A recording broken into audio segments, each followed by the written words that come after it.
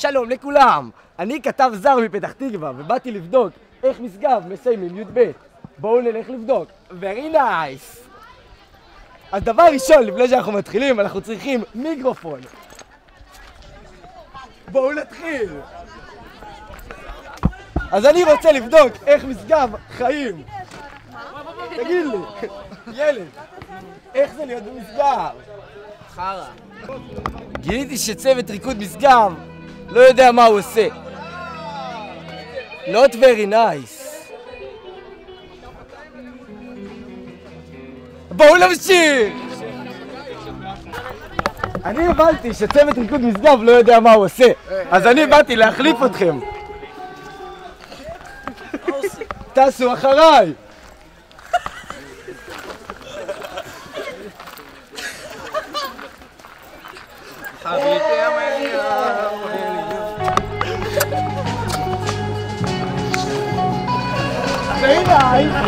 יש פה תלמידת משגב!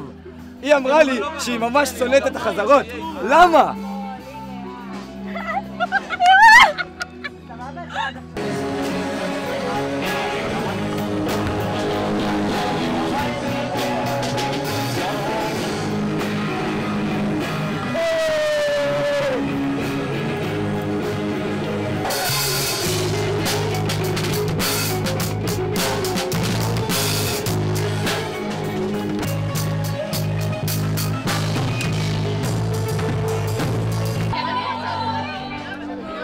לבנות במשגב יש שפם לפעמים.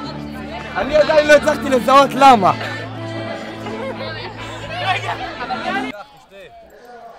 אמרו לי שבמשגב אנשים מתחלקים לסוגים. הגעתי פה לשבט הסטלנים.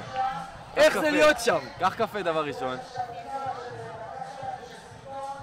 איך אני שותה את זה?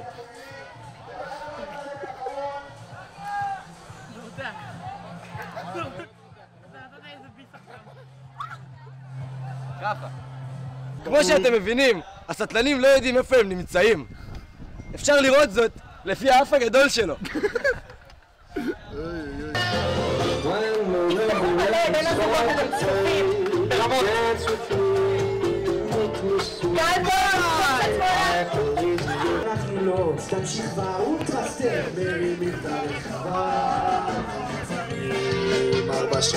הקמתי חבר חדש! למה יש לך טלטלים? אני מכוער. זה בגלל שהוא יהודי.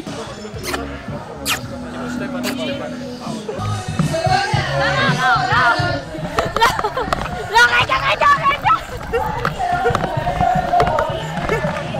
תפסתי אחד מהם! באתי לשאול ילדים איך עובד הטקס אצלם. אצלנו בפתח תקווה מביאים 100 חזירים ורומסים את הילד עם הציונים הכי נמוכים. איך אצלכם משפילים את האידיוטים? ככה.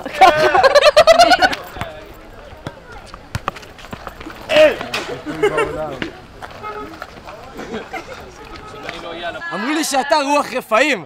במקום ממנו אני בא סוגדים לכם. בצדק.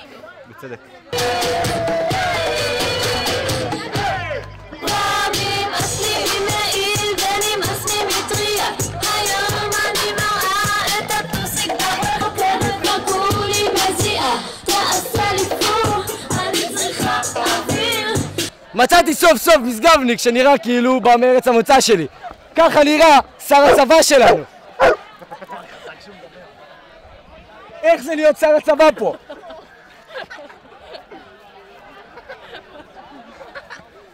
הוא ישר תוקף.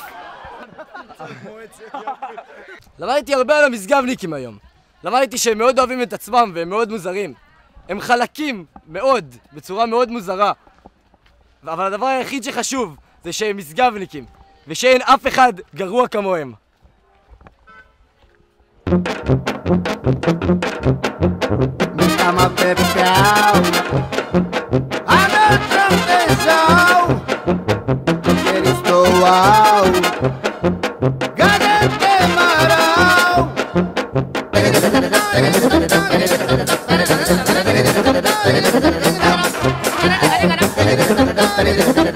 Dale.